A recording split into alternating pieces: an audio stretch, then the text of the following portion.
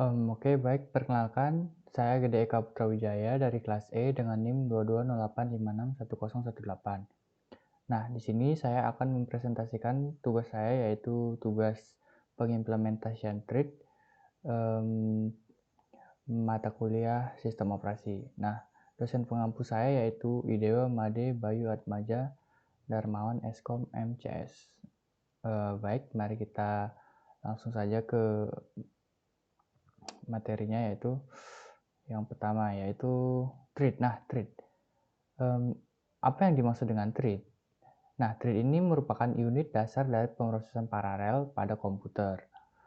Nah, TRID ini dapat dianggap sebagai cabang dari program utama atau main TRID, TRID utamanya ya. TRID ini dapat berjalan secara independen atau secara bersamaan dengan TRID-TRID lain di dalam program. Nah, setiap thread ini memiliki jalur execution atau execution flow yang terpisah dan memungkinkan program itu dapat berjalan secara bersamaan dengan adanya thread ini. Nah, dalam pemrograman, thread ini digunakan untuk mempercepat kinerja program karena thread dapat berjalan secara bersamaan. Namun, perlu diingat juga karena dengan menggunakan thread ini, menjalankan program secara bersamaan itu membutuhkan sumber daya yang sangat signifikan seperti memori dan pemrosesan. Nah, baik, mari kita langsung saja ke tugas saya, yaitu pengimplementasiannya. Nah, yang pertama ada source code-nya. Nah, ini berikut adalah source code yang telah saya buat ya. Ini merupakan program sederhana di mana menggunakan dua buah thread, yaitu thread yang pertama dan thread kedua. Oke.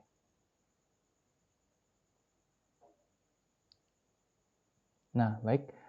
Berikutnya itu saya akan langsung menjelaskan kode saya, yaitu yang pertama di sini ada header file atau library. Nah, di sini saya menggunakan 3 library atau header. Yang pertama yaitu IOStream.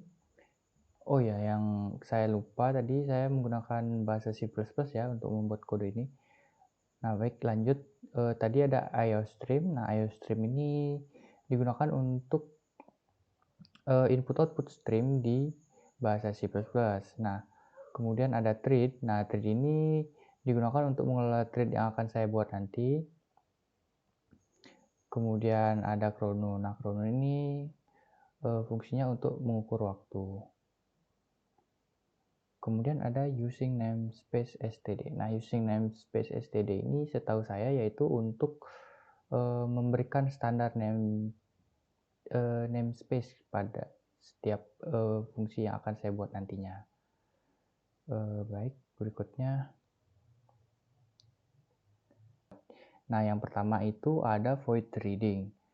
Nah, void reading atau fungsi reading ini adalah fungsi thread yang akan saya panggil nantinya di fungsi main. Nah, void reading ini nantinya akan mencetak thread function started ke konsol untuk pertama kali. Nah, setelah itu akan diberi jeda selama 2 detik eksekusinya. Ini dikarenakan ada sintaks yaitu thread sleep for chrono second 2. Nah, maksudnya itu thread tersebut diberikan waktu sleep dengan menggunakan chrono selama 2 second. Kemudian akan mencetak thread function ended.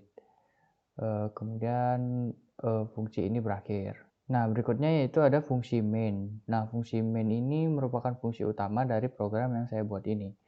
Nah, pertama kali fungsi main ini akan mencetak main function started ke konsol. Nah, setelah itu pada fungsi ini saya membuat suatu objek yang bernama thread2. Nah, thread2 ini yang nantinya akan menginisialisasi threading atau fungsi threading yang sebelumnya saya buat. Nah, objek ini saya buat bertipe thread.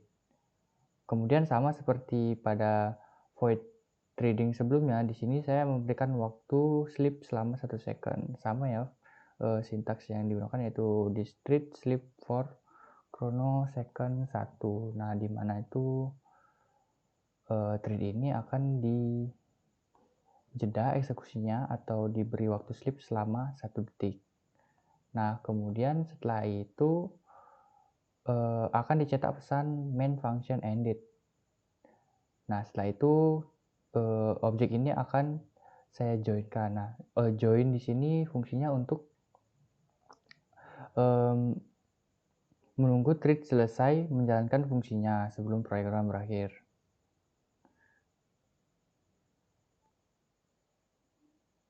Nah, selanjutnya adalah output dari program yang telah saya buat. Nah, pertama program ini akan mencetak atau memberikan output main function started dan my thread function started.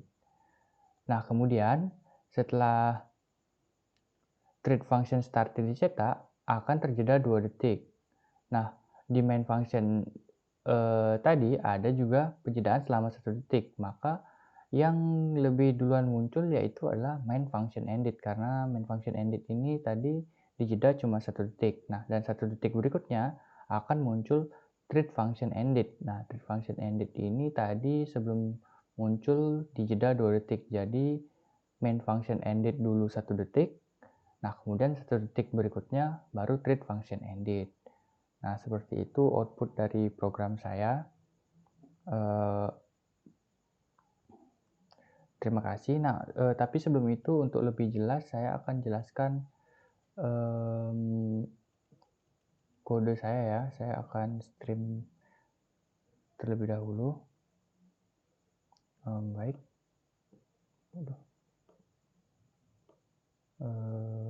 Oke.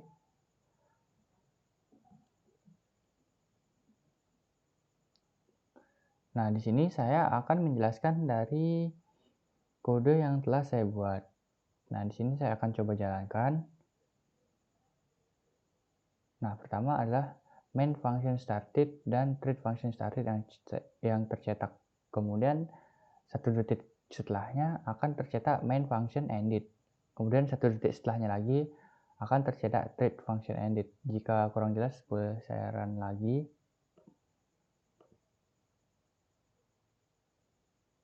Nah, seperti itu.